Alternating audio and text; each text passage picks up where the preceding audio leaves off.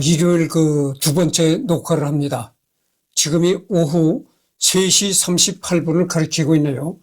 여기 보이는 이 집이 셰익스피어가 태어난 집이라고 합니다. 스트래퍼드 어폰에 입원해 있는 셰익스피어가 태어난 집이다. 이렇게 되어 있습니다. 그리고 스트래퍼드 어폰 입원해 있는 셰익스피어의 장례 기념물이다. 이러네요. 그리고 이게 셰익스피어의 묘지라고 합니다. 그러니까 묘지가 이렇게 그 시멘트를 이렇게 덮여져 있네요.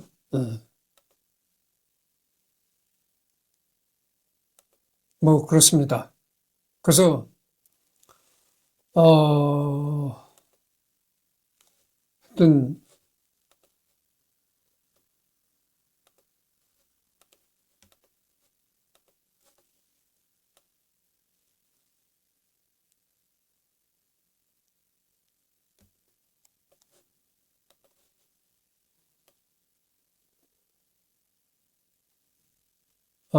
조금만 기다려 주십시오.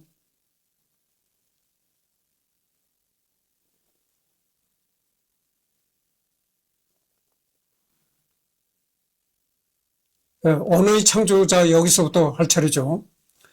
가령 우리가 입만 열었다면 10마디 가운데 한마디는 신조어라고 생각해보라. 빌 브라이슨이라는 사람이 이제 이런 말을 했습니다. 셰익스피어는 엄청나게 많은 신조어들을 만들었다. 그의 희곡에 나온 2만 단어 중에 2,000가지는 새로운 단어였다. 셰익스피어 시대에 만들어진 신조어들은 셰익스피어 신조어라고 한다. 그러니까 이 셰익스피어는 그렇게 새로운 말을 많이 만들어냈다는 겁니다. 영어사를 배우다 보면 셰익스피어가 만든 어휘들이 꼭 나온다. 사전을 찾아봤더니 어원에 대해 별다른 말이 없고 1600년 전후부터 쓰이기 시작했다고만 나온다면 셰익스피어가 만든 말이라고 봐도 좋다. 그래서 물론 반드시 셰익스피어가 만들었다고 장담할 수는 없고 유력한 후보라 볼 수도 있다는 뜻이다. 셰익스피어가 그래서 엄청난 신조어를 만들어냈다 이겁니다. 자기 셰익스피어가 살았을 당시. 당대 영어는 문법책도 라틴어로 나오던 수준이었다.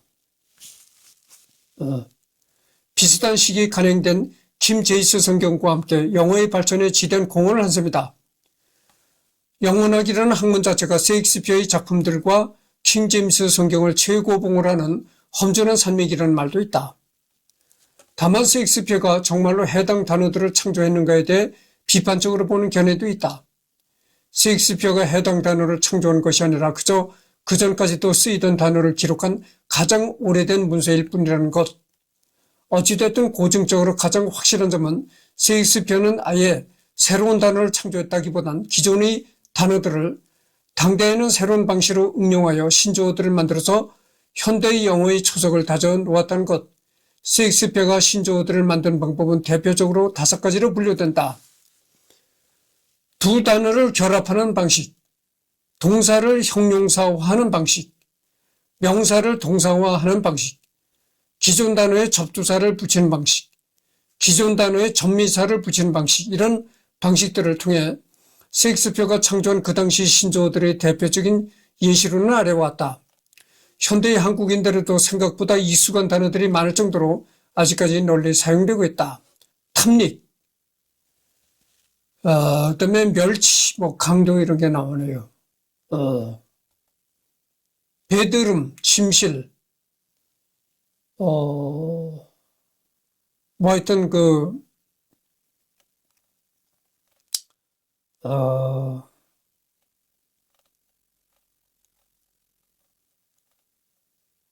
넘어가도록 하겠습니다. 하여튼 이렇게 셰익스피어가 많은 신조어를 만들어냈다는 이런 설이 있다, 이런 얘기죠. 인도는 언젠가는 잃게 되겠지만 셰익스피어는 사라지지 않을 것이며 영원히 우리와 함께 할 것이다. 이것은 토마스 칼라일의 이제 말입니다. 이 문구가 인도를 준다고 해도 셰익스피어와는 바꾸지 않겠다고 와전되어 유명해졌다. 이와 비슷한 말로 다른 그 어떤 이유도 아닌 오직 셰익스피어를 제대로 이해하기 위해서라도 영어는 익혀둘 만한 언어가 있다. 언어다가 있다. 그러니까 이 말은 무슨 얘기냐면 말이죠. 셰익스피어로 인해 가지고 영어가 아주 풍성하게 됐다, 이런 표현도 되겠습니다. 영어가 더 아름답고 풍성한 언어가 되었다, 이런 얘기죠. 한 시대가 아닌 만세를 위한 작가이다. 이거는 벤 존슨이가 한 말이죠. 그러니까 이 한 시대가 아닌 아주 만세를 이어서 이름이 남을 것이다, 이런 얘기죠. 하나님 이외에는 신이 없으며 그 이름은 윌리엄 셰익스피어다. 이거는 헤럴드 블룸이라는 사람이 말하는 거고, 셰익스피어는 모르는 사이에 알게 된다. 그것은 영국인의 헌법의 일부분이다. 그의 생각과 아름다움은 해외에 퍼져 있어서 어디나 만지고 본능적으로 그와 친밀하다. 제인 오스틴. 아마도 인간의 본성이 아직 만들어내지 못한 가장 위대한 천재, 우리 무수한 마음가짐의 셰익스피어. 이건 이제 세뮤얼 테일러 콜리지가 한 말이고, 그는 위대한 시인일 뿐만 아니라 위대한 철학자였다. 세뮤얼 테일러 콜리지. 단테와 셰익스피어는 현대 세계를 그들 사이에 나누었다. T.S. 엘리엇. T.S. 엘리엇은 그 시인이죠. 인간백과에서 이 T.S. 엘리엇을 했었나? 의문이 갑니다. 하여튼 일단 내가 검색을 해보고 T.S. 엘리엇을 한 적이 없다면 언젠가는 할 것입니다. 하여튼 이 사람이 시인이라고 내가 알고 있어요. T.S. 엘리엇. 만약 셰익스피어가 한마디를 필요로 하고 문명화된 담론에서 그것을 충족시키지 못했다면 그는 주저하지 않고 그 말을 지어냈다. 안소니 버지스가 한 말이죠. 그러나 나의 신이죠. 셰익스피어가 얼마나 아름다운가, 또 누가 그처럼 신비스러운가. 그의 언어와 방법은 흥분과 황홀감에 떨면서 빛과 같다. 이것은 화가 빈센트 반 고흐가 한 말이라고 합니다. 셰익스피어의 놀라운 점은 그가 정말 훌륭하다는 것이다. 그가 매우 훌륭하다고 말하는 모든 사람들에게도 불구하고 말이다. 로버트 그레이버스가 한 말이고, 셰익스피어는 우화적인 삶을 살았다. 그의 작품들은 그것에 대한 논평이다. 이건 존 키츠가 한 말입니다. 셰익스피어는 우리의 시인이 아니라 세계의 시인이다. 월터 세비지 랜도가 한 말이고, 이 행성에서 셰익스피어의 명성은 안전하다. 우주의 다른 곳에서 생명이 발견되고 어떤 행성간 여행자가 우리 지상문화의 결실을 이 새로운 세계에 가져다 줄 때 호기심 많은 이방인들에게 전해지는 최초의 책들 중 그 누구라도 상상할 수 있는 것은 성경과 윌리엄 셰익스피어의 작품이 될 것이다. 루이스 마더. 요즘에 그 외계인 얘기도 많이 나오잖아요. 어떤 이름 모를 별에서 외계인들이 지구에 왔을 때 제일 먼저 외계인들이 찾게 될 책이 바로 그 성경과 셰익스피어 작품이 될 것이다, 이런 얘기죠. 셰익스피어의 언어시적 질감은 세계가 알고 있는 가장 위대한 것이며 그의 시국의 구조보다 훨씬 뛰어나다. 이것은 이제 블라디미르 나보코프라는 사람이 한 얘기입니다. 이 사람이 이제 블라디미르 나보코프라는 사람인데, 소설가라고 하네요. 소설가, 교수 번역가라고 합니다. 그다음에 셰익스피어, 신의 눈에 가장 가까운 화신이다. 이것은 이제 로렌스 올리비에가 한 말이다. 로렌스 올리비에. 로렌스 올리비에는 이제 그 배우네요. 배우, 영화 감독, 프로듀서라고 나와 있습니다.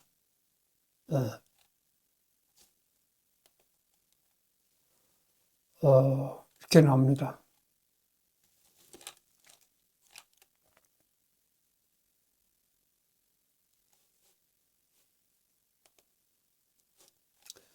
비판 및 논란. 이처럼 영문학 연극계와 세계문학에 큰 영향을 끼친 사람이고 세계에서 가장 절대적인 명작가로 칭송받고 있지만 그도 결국 불완전한 사람인 만큼 작품에 대한 비판을 피해갈 수는 없다. 다만 셰익스피어의 인생 자체가 그렇게 자세히 알려지지 않았고 그의 작품은 매우 다양한 해석이 존재하기 때문에 그는 이랬다라고 정리하는 게 불가능하다. 따라서 그의 개인사나 사상에 대한 비판은 굉장히 애매해질 수밖에 없으니 그에 대한 비판은 조심해서 들어야 한다. 우선 당시 기준으로 그다지 관념도 없고 애매하다고 할 수 있겠지만 표절 논란인데 대표적인 예가 안토니와 클레오파트라에서 바지선에 올랐던 클레오파트라를 묘사하는 부분으로 토머스 누스가 번역한 플루타크의 영웅전의 마르쿠스 안토니우스에 관한 부분을 표절했다. 하지만 플루타크는 당대의 사람들이 애독하던 도서이다. 벤 존슨이 에서도 서민들도 플루타크를 읽어서 자신의 자식을 플루타크로 이름 짓는 장면이 나온다. 사람들이 대부분 아는 이야기를 올리는 것이 공감을 불러일으키기 쉬운 데다가 셰익스피어 본인도 플루타크를 배웠기에 표절이라기보단 배운 대로 썼다고 보는 것이 맞다. 덧붙여 완전 표절이 아니라 후술할 줄리어스 시저에 나오는 시계같이 일부러 고정을 어겨서 당대의 이야기를 담는 기법도 있다.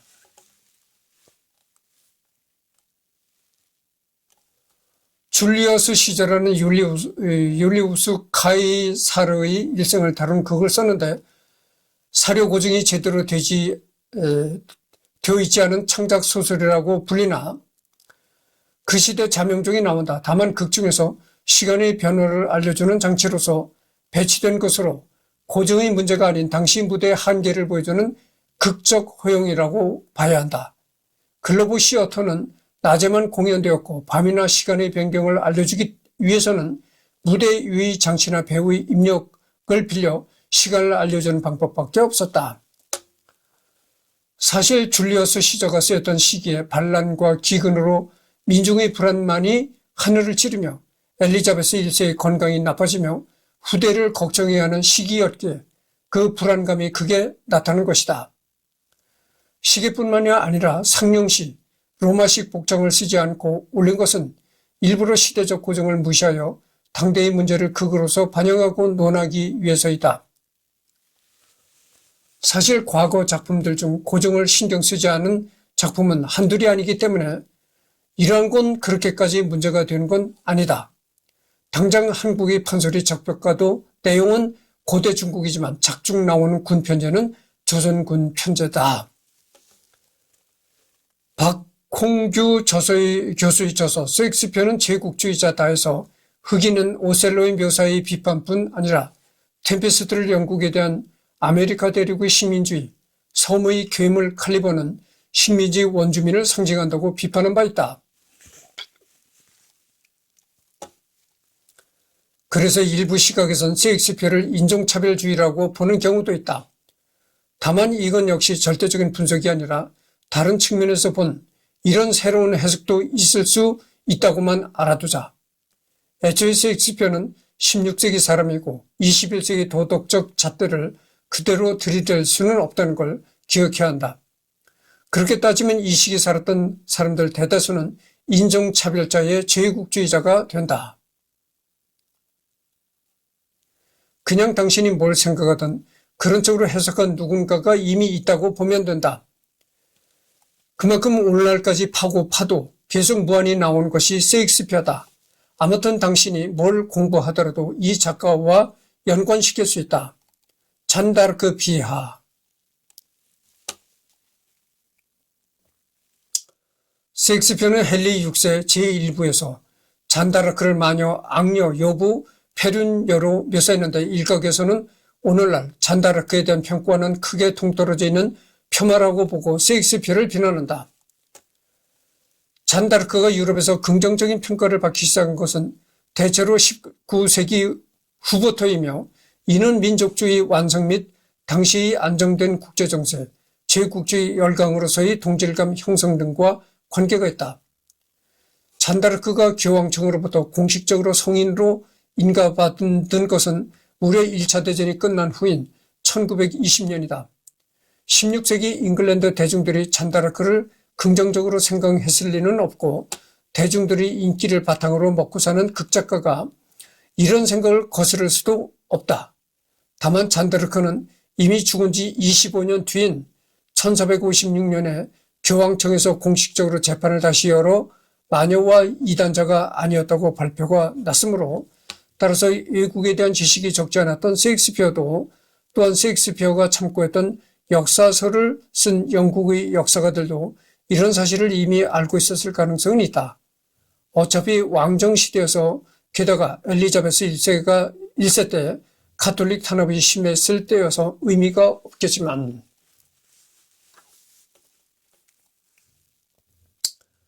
아무튼 19세기와 20세기 초에는 이 작품을 두고 셰익스피어가 아닌 다른 작가가 썼다는 주장도 제기되고 있다.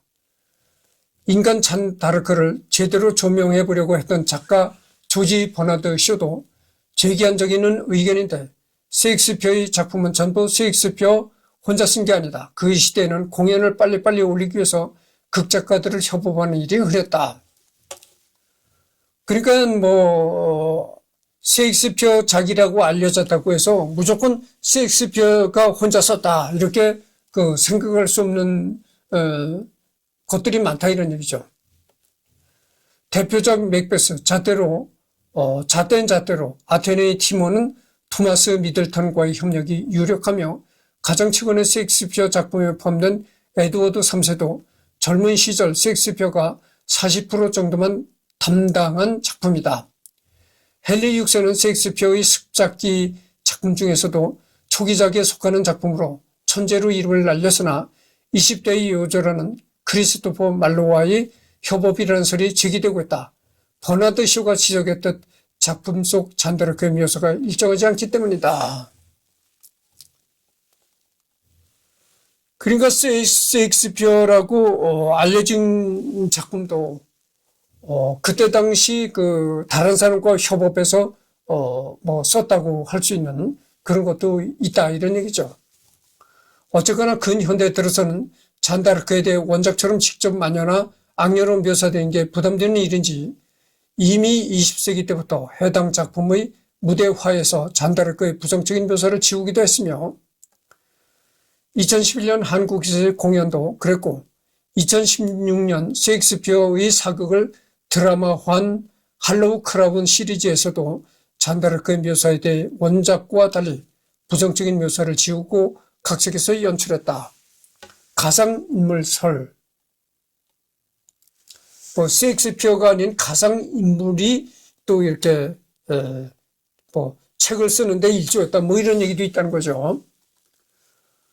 이러한 추측은 근거 없는 음모론이다. 이 음모론은 19세기 초의 영문학 및 역사학을 공부하지 않는 미국인의 입에서 처음 나온 것이다. 즉 셰익스피어 사망 후 200년이 지난 후에 유럽 바깥에서 나온 설이며 그 전까지 셰익스피어가 가장 가상의 존재일 가능성을 제기하는 사람 자체가 없었다고 한다. 셰익스피어가 가상인물이라는 주장을 펼치는 측이 내세우는 근거는 크게 두 가지다. 하나는 윌리엄 셰익스피어의 개인적인 사료가 이상할 정도로 부족하다는 것이고 다른 하나는 그가 초고학교만 나왔기 때문에 위대한 문학 작품을 쓸 지식이 없었다는 것이다. 결론부터 말하자면 둘 다 근거로서 매우 빈약하다. 일단 셰익스피어의 개인 기술이 거의 남지 않은 건 사실이다. 사실이긴 하다. 왜냐하면 셰익스피어는 평민에 불과했고 후손이 외손자 대에서 끊겼기 때문에 그의 사사로운 유산을 오래 보존할 사람이 없었다. 윌리엄 셰익스피어는 좋은 집안의 부모 밑에서 자라긴 했으나 엄연히 신부는 평민이었다. 중산층 평민이 사사로운 기록을 굳이 수백 년간 보존할 사람이나 예산이 있을 리 만무했다. 16, 17세기 잉글랜드 평민의 기록이 100년도 지나지 않아 멸실되는 것은 전혀 특이한 일이 아니다. 오히려 셰익스피어는 그 시대 작가들 중에서 기록을 많이 남긴 편이다. 존 핸들이나 헨리 콘텔 같은 셰익스피어의 친구들이 그의 작품을 보존하기 위해 굉장한 노력을 기울였기에 셰익스피어가 쓴 작품 중에 완전히 소실된 것은 몇백 없다. 게다가 셰익스피어라는 작가가 문학사에서 전무후무한 위치를 차지하고 있다 보니 그의 사후 100년간 역사학자들이 달려들어 그의 역사를 건지려고 강박적으로 애를 썼다. 반면 셰익스피어와 같은 시대를 따르던 극작가들은 이제 어디서 태어났으며 도대체 몇 편이나 썼는지도 파악할 수 없을 경우가 대부분인데 그만큼 이 시기 영국의 정보는 유실된 것들이 많다. 비단 인간의 기록만 없어진 것이 아니며 건축 관련 정보도 많이 날아간 편이다. 한 예로 셰익스피어의 연극이 공연되었던 런던의 원형 극장은 정확히 어떤 구조였는지 전해지지 않는다.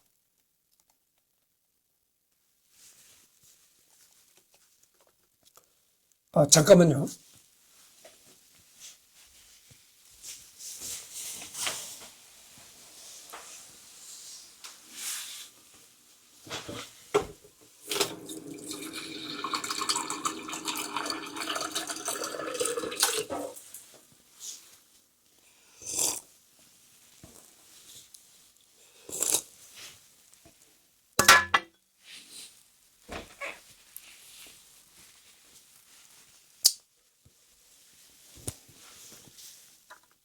잠깐만요.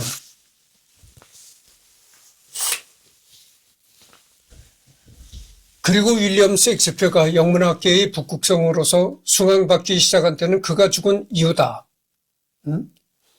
영국인들은 살아생전에 그를 위대한 극작가로 대화하긴 했어도 연극계의 1인자로 기리지는 않았다.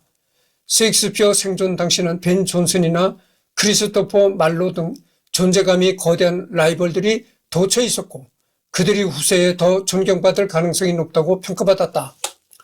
영국인들이 셰익스피어의 개인 인사료를 보전할 가치를 느꼈을 때는 이미 당사자가 죽고 그의 가문도 대가 끊긴 뒤였다. 그러니까 이 셰익스피어는 대가 끊겼다 이거죠. 셰익스피어 피를 받은 후손들이 전혀 없다 이런 얘기입니다.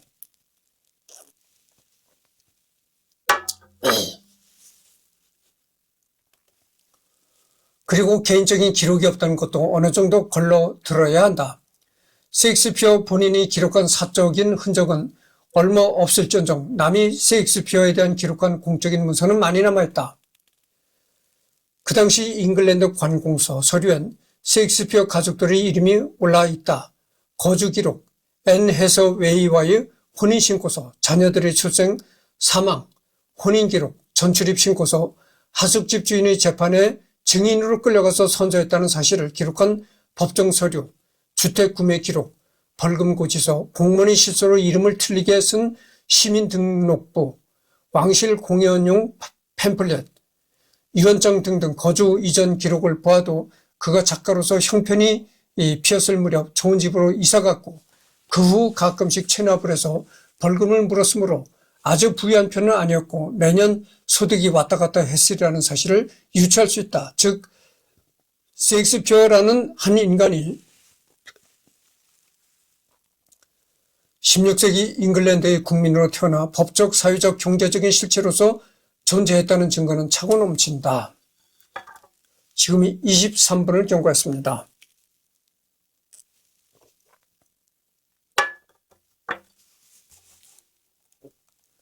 둘째로 셰익스피어가 그래머 스쿨만 나와서 학력이 부족하다는 주장은 당대의 평균 학력과 교육 격차를 감안하지 않은 억측에 불과하다. 그는 르네상스라는 말이 나온 지 얼마 안 된 시기인 1564년에 태어났다.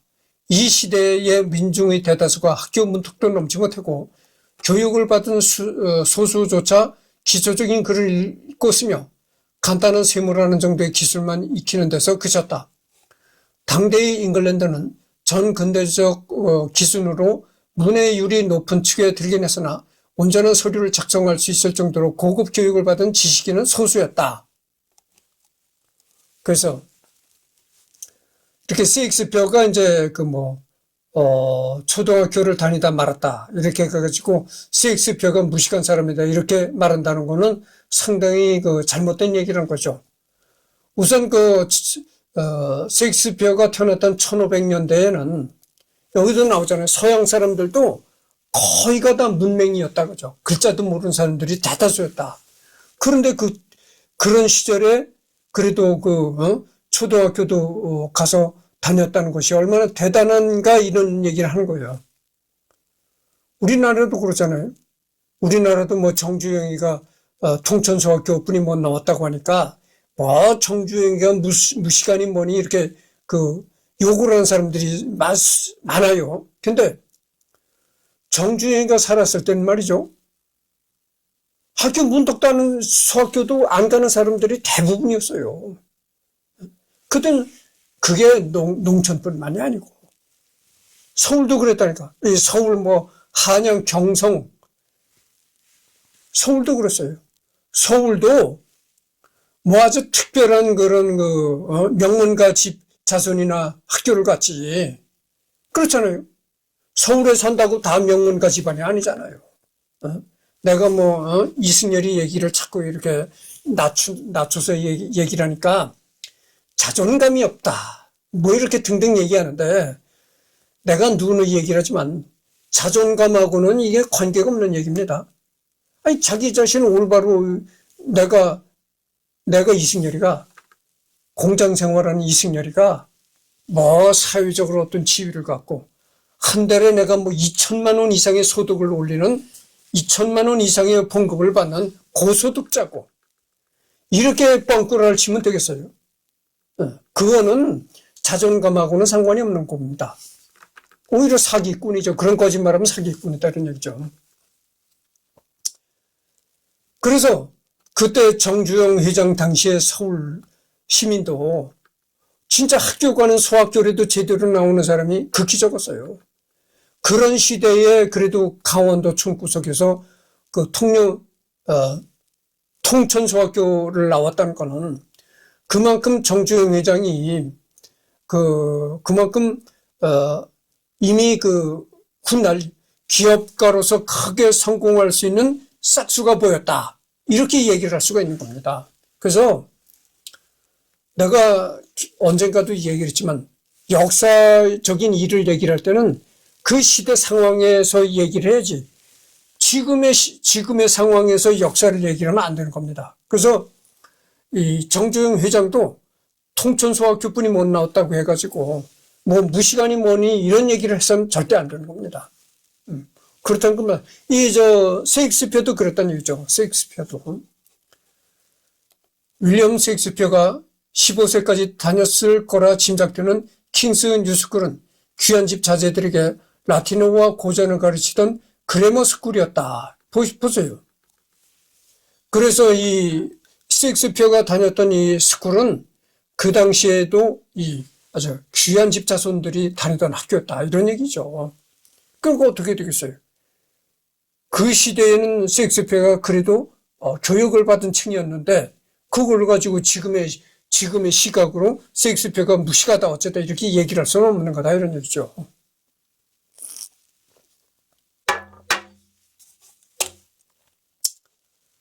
중세 이후에 세워진 이러한 형태의 학교에서는 당대 지식의 기반을 이루는 라틴어와 고대 그리스어의 문법, 운문 기술법을 포함한 자유 과목의 기초를 가르쳤다.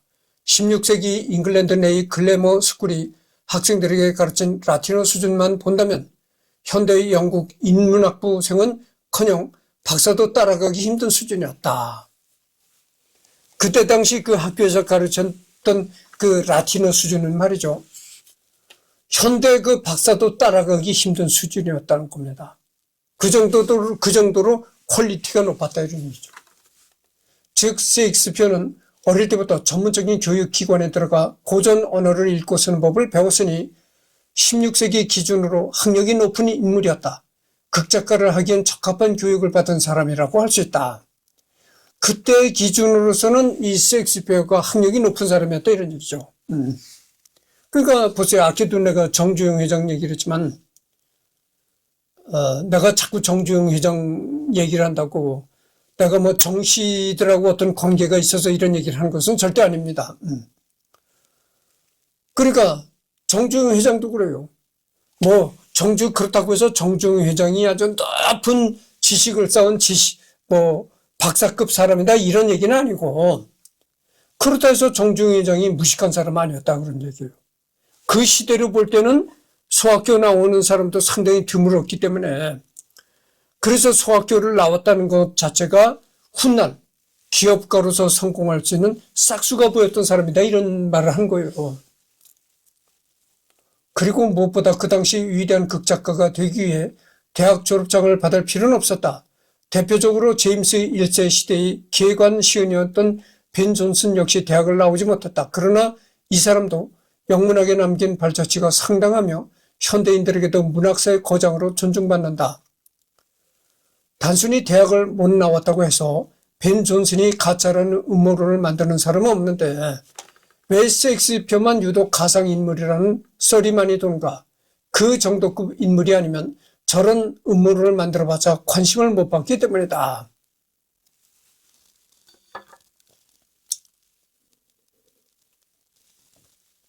그리고 여러분들 말이죠. 요즘에는 그 현대 사회는 말이죠. 증명할 수 있는 어떤 그 서류 이런 것을 굉장히 중요시 여깁니다. 그러니까 증명할 수 있는 서류라는 게 뭡니까? 뭐 졸업장 이런 거거든. 근데 그래서 그렇지 졸업장이 그 사람의 지식을 전부 나타내 주는 것이 아닙니다. 여러분들 뭐 졸업장이 있다고 해가지고 예를 들어서 대학이나 대학 졸업장이 있다고 해가지고 학력이 높다 이렇게 곧바로 얘기를 할 수는 없는 겁니다. 왜냐면은 대학 졸업장을 가졌어도 그렇잖아요. 대학 졸업장을 가졌어도 어영부영 다니다가 졸업장만 딴 사람이 있고 대학 졸업장을 못 가졌어도 정말 사회활동을 하면서 많은 지식을 습득해서 지식인 반열에 오른 사람이 있다 이런 얘기죠. 그래서 뭐 일률적으로 어떻게 그 졸업장 가지고 지식의 세계라는 건 말이죠.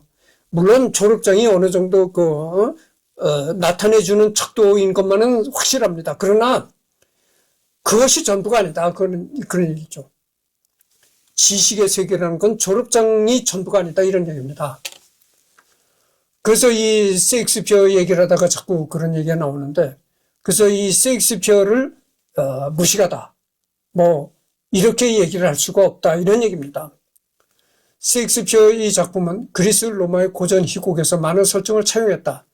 문학 외의 법학, 의학, 박물학에 관심이 지대했고 누가 또 얘기를 하는 거야. 원래 이승열이는 내가 사회에서 주목받지 못하는 사람인데 원래 이승열이를 가지고 또 입을 많이 놀려요. 그래서 내가 얘기를 하겠습니다.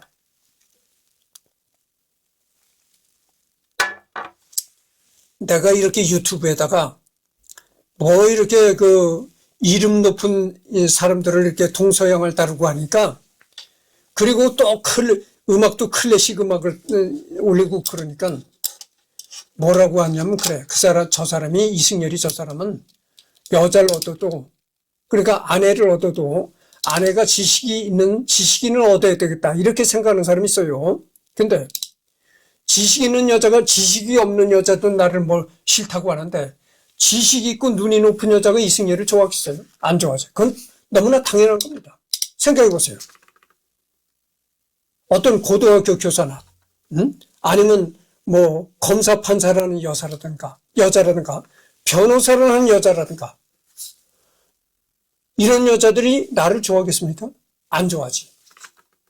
그러니까 나와 같은 이렇게 밑바닥 생활하는 그런 여자들이 나를 결혼할 가능성이 있는데, 여러분들 그래요. 여러분들 이 결혼 생활이라는 게, 부부관계라는 건 말이죠. 부부관계라는 게 어떤 부부가 마주 앉아서 학술적인 토론을 하는 그런 관계가 아닙니다. 그러니까 부부관계라는 거는 학력은 별로 상관이 없는 관계예요. 아니 그렇잖아요. 여러분들 가정생활, 부부를 이루고 가정생활 하는 게 어떤 학술을 논하는 대화가 오가지 않는다 그런 얘기예요. 그렇잖아요. 남편과 아내가 마주 앉아서 대화를 하면서 무슨 학술 토론을 합니까? 그거는 잘못된 얘기예요. 잘못된 얘기다. 오히려 이 부부가 마주 앉아서 학술 토론을 대화로 하는 것이 아니고 오히려 일상생활의 얘기들, 소소한 가정의 일상생활 얘기들 이런 걸 하는 거거든. 근데 학력이 무슨 필요가 있습니까? 그 여러분들 뭐 저 사람 이승열이 부인이 되려면 뭐 학력이 있어야 된다 이런 생각을 아예 하지 마시기 바랍니다. 이 부부관계라는 것은 말이죠. 내가 계속 거듭되는 얘기지만은 남편과 아내가 마주 앉아서 학술 토론을 대화로 하는 것이 아니에요. 그렇잖아요. 여러분들 뭐 가정에서 뭐 학술 토론을 하겠어요? 말도 안 되는 소리죠. 오히려 가정에서는 인생을 살아가는 소소한 얘기들, 응? 그런 얘기들이 주제가 되고 하는데 학력이 무슨 필요가 있나요? 그렇잖아요. 여러분들은 무조건 뭘 하면 학력 따지는데 학력이 만능이 아니에요. 응? 내가 분명히 얘기를 하잖아요. 어디가 취직을 한다 할 때는 졸업장이 필요하고 학력이 필요하겠죠. 그러나 이 사회생활하는 것 자체는 말이죠. 그렇게 학력이 필요가 없습니다. 그렇잖아요. 친구하고 만나서 술 한잔하고 밥 한 끼 먹으면서도 막 학술 토론을 합니까? 그게 아니잖아요. 야, 너 오랜만에 만났다. 너 이번에 보니까 얼굴 좋아졌네. 너 요즘에 뭐 어디서 돈 좀 많이 번다며? 너 요즘에 뭐 이쁜 마누라 얻었다며? 이런 일상적인 대화를 하는 것이지. 친구하고 오랜만에 친구하고 만나가지고 뭐 학술 토론합니까? 그게 아니거든. 그러니까 뭐 내가 여기서 셰익스피어를 논하고 클래식 음악을 논한다고 이런다고 해서 뭐 이승열이가 뭐 마누라가 지식인이 돼야 되고 이런 헛소리를 하지 말라 이런 얘기입니다.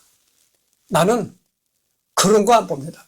그런 거를 안 보는데도 내가 워낙 가진 게 없고 밑바닥 사람이고 사회적으로 주목을 받지 못하니까 못 가는 겁니다. 내가 젊었을 땐 말이죠. 젊었을 때 내가 여자들한테 프로포즈를 많이 했어요. 좀 나한테 여자가 나한테 좀 관심을 갖는 것 같다 이렇게 오해가 생기면 프로포즈를 했다고. 그러니까 이 여자 저 여자 프로포즈를 많이 하니까 오히려 여자들이 이승열을 싫어하더라고. 이승열이는 여자만 보면 프로포즈를 한다고. 그래가지고. 그래서 이제는 내가 경험으로 얻은 게 뭐냐면은 무조건 여자들한테 프로포즈 하지 말라. 이제 나이도 들었고, 여자들은 뭘 보느냐. 내가 이 시간에 분명히 얘기를 합니다. 한국 여자들은요, 이 드라마 같은 걸 봐가지고, 이 드라마나 이 방송 연예인들 이런 걸 봐가지고요, 한국 여자들이 실없이 눈이 높아져 있어요. 그래가지고 내가 얘기를 하겠어요. 지금 보세요. 전부 다 베트남 여자, 그렇잖아요. 베트남 캄보디아 이런 여자들이 한국에 와서 거의 다 가정을 이루고 살잖아요. 조금 좀 형편이 낮다고 하면 유럽의 여자들, 노란 머리 유럽의 여자들이 또 많이 와 살고. 한국 여자하고 사는 사람은 참 극히 드물어요, 이젠. 그러니까 한국이 다민족 국가가 된다 이런 얘기가 그래서 나오는 겁니다. 그래서 한국 여자한테 이렇게 인기를 얻으려면 말이죠. 한국 여자들이 그렇게 드라마나 방송 이런 걸 많이 봐가지고 눈이 높아져 있다. 네, 그렇잖아요. 한국 여자 얻으려면 어떻게 되냐면 우선 신체 사이즈가 180 이상이래야 됩니다. 키가. 180 이상이래야 되고 내가 유튜브를 보니까 유튜브에 결혼상담소를 운영하는 여자가 나와서 얘기를 하더라고. 우선 결혼상담소에 이를 기록을 해서 올리려면은 자기 결혼상담소에 남자 키가 170이 안 되는 남자는 안 받아준대. 아무리 와서 돈을 가지고 와서 신청을 해도 안 받아준다는 겁니다. 그러니까 그 여자 하는 말이 그래. 우리 결혼상담소에 와서 신청서를 작성하려면은 170 이상이 반드시 되어야 한다. 이런 얘기야. 그리고 그게 최하 수준이고 선을 봐서 여자한테 오케이 사인이 떨어지려면 180 이상은 되어야 된다. 이런 얘기.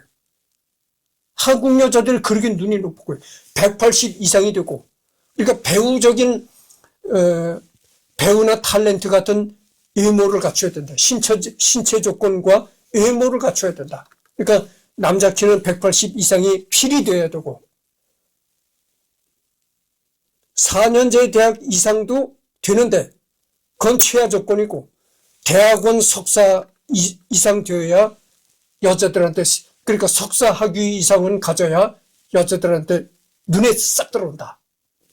그리고 월 2천만 원 정도의 수입은 있어야 된다. 그거요. 그래가지고 30평 이상 그것도 최한데 30평 이상이나 50평짜리 아파트는 아파트 키를 필수적으로 가지고 있어야 되고,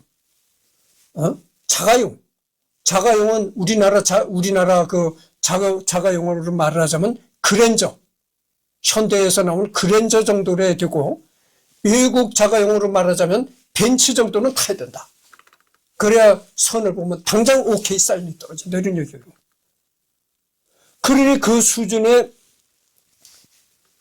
대한민국 보통 남자들이 그 수준에 못 미치는 사람들이 거의 대다수라고 봅니다. 그렇잖아요.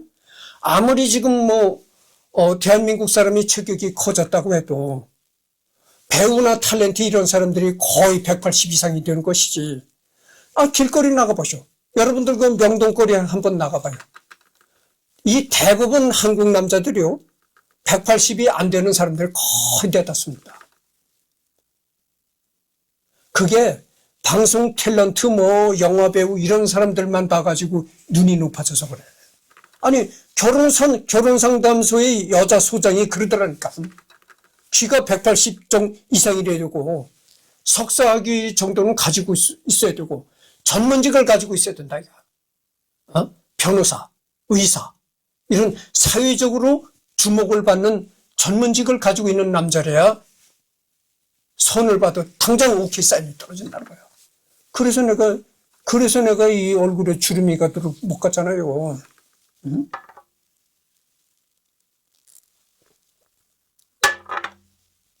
180 이상 되는 남자들이 내가 그러잖아요. 명동거리에 나가봐라. 한국 사람이 드물다 이런 얘기를 했잖아요. 그거는 배우나 탤런트를 상대로 봤을 땐 그런 사람들이 많은데, 명동거리에 나가서 보통 사람들 돌아다니는 남자들 치고 180 이상 되는 사람들도 드물다, 내가 이런 얘기를 했습니다. 특히 한국 사람은 그래요. 그러나 요즘 젊은이들은 그 배우나 탤런트가 아니래도 이 키 큰 사람들이 많아요. 근데 내 나이 정도 된 사람은 말이죠, 그렇게 큰 사람들이 적어요. 그렇다는 걸 아시기 바랍니다. 그래서 나보고 주목을 받지 못한다는 거, 아니 그게 틀림없는 말이죠. 주목을 받지 못하니까 이 모양 이 꼴로 살고, 여태까지 내가 얼굴에 주름살 가도록 독신으로 살고 여자도 하나 없고, 그 다음에 유튜브를 해도 조회수가 안 나온다. 그래서 내가 얘기도 했잖아요. 계속 거듭되는 얘기지만은 내가 왜 라이브를 안 하겠습니까? 라이브를 해도 들어올 사람이 없다 이거야. 그래서 내가 라이브를 할 줄 몰라서 안 한 게 아니고, 그래서 녹화만 하는 겁니다. 하여튼 셰익스피어를 하다가 이렇게 빗나가서 또 허튼 소리를 많이 했는데, 오늘은 더 이상 녹화가 없을 것 같고요. 녹화가 없습니다. 녹화가 없고, 다음 주에 가서 여기서부터 셰익스피어의 작품은 그리스 로마의 고전 희곡에서 많은 설정을 차용했다. 여기서부터 또 다음 주에 하도록 하겠습니다.